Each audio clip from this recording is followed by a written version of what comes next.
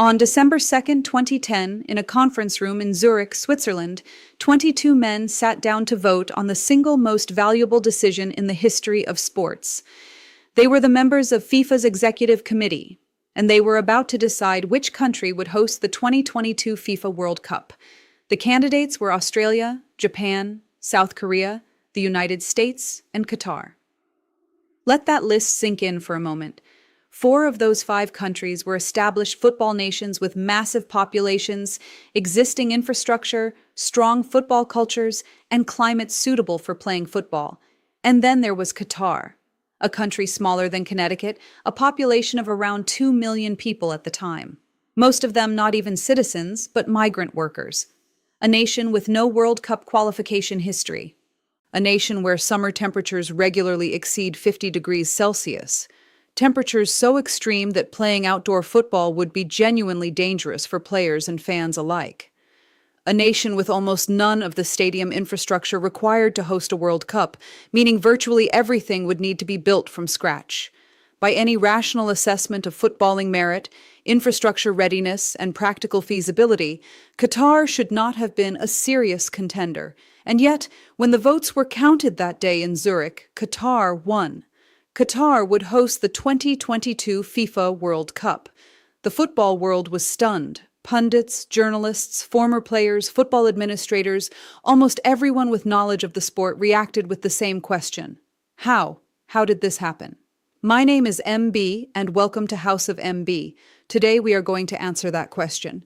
Because in the years since that vote, an extraordinary amount of evidence has emerged, evidence gathered by FIFA's own investigators, by journalists, by law enforcement agencies in multiple countries, that paints a deeply troubling picture of how Qatar won the right to host the World Cup. This is the story of secret payments, of a report that was investigated for 2 years and then buried, of a lawyer who resigned in protest, and of a decision that changed football forever, for reasons that had very little to do with football. Let us start with the bidding process itself. In the lead-up to the December 2010 vote, each candidate country submitted a formal bid to FIFA. These bids included technical evaluations, assessments of each country's stadiums, infrastructure, transportation, accommodation, and overall readiness to host the tournament. FIFA's own technical evaluation report, prepared by FIFA's staff, rated each bid on a scale with higher scores indicating greater readiness. Qatar received the lowest technical score of any bidder.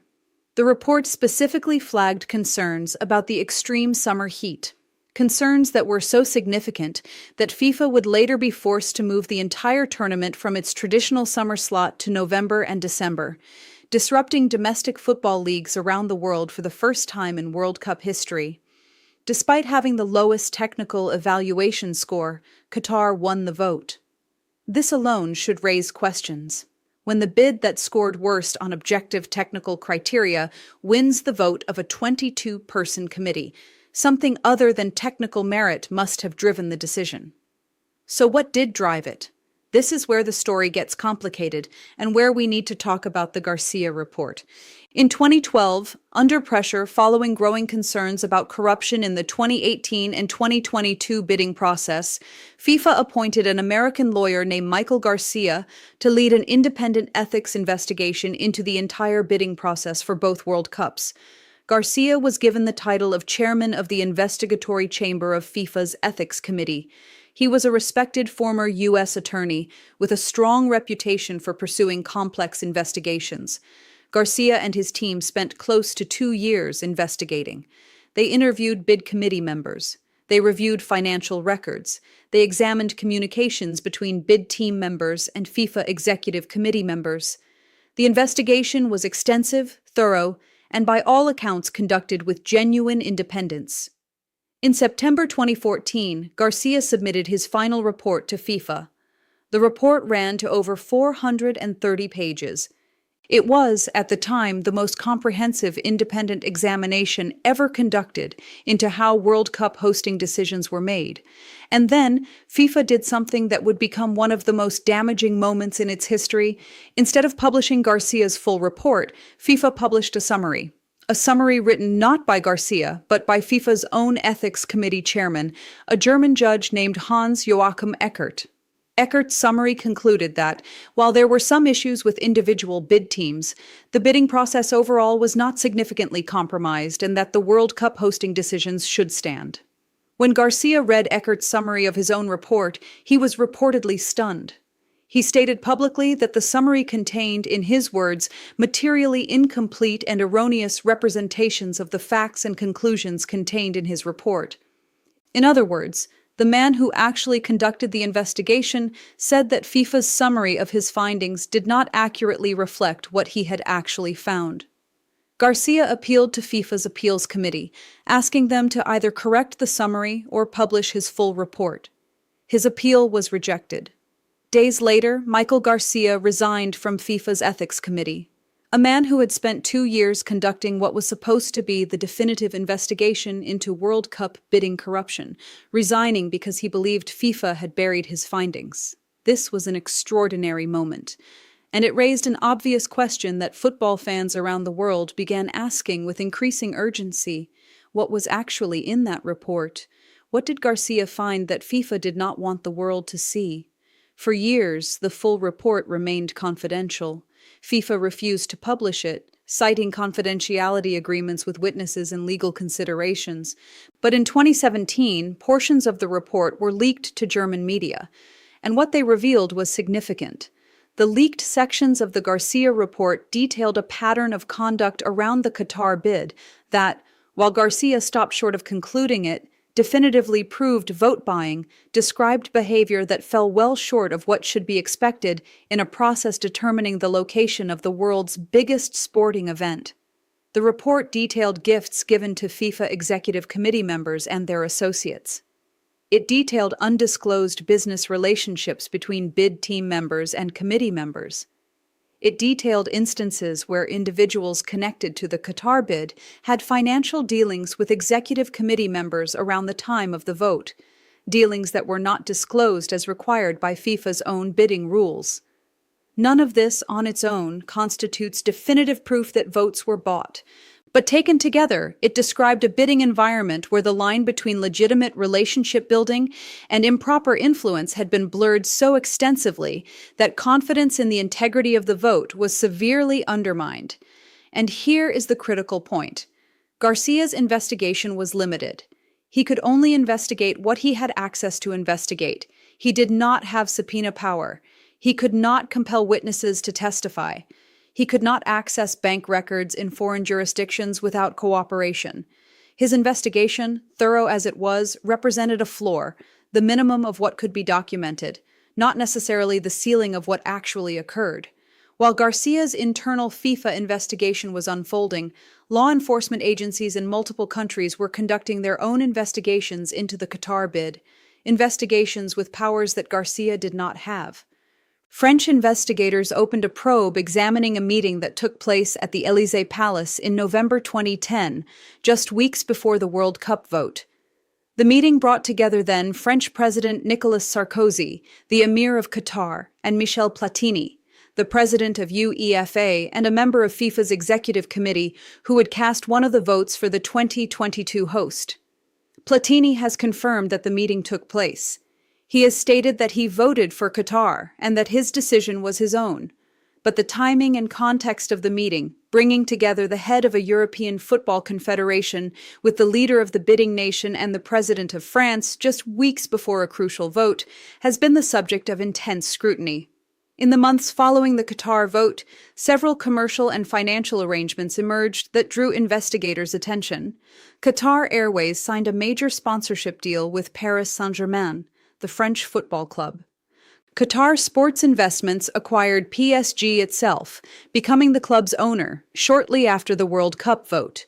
French investigators examined whether these commercial arrangements were connected, even indirectly, to the World Cup vote, whether they represented part of a broader pattern of relationship building between Qatar and individuals with influence over the hosting decision. These investigations have continued for years, in various forms, across multiple jurisdictions. Some have resulted in findings, others remain ongoing or were closed without conclusive results, which itself tells you something about how difficult it is to definitively prove what happens in private conversations between powerful people regarding decisions worth billions of dollars.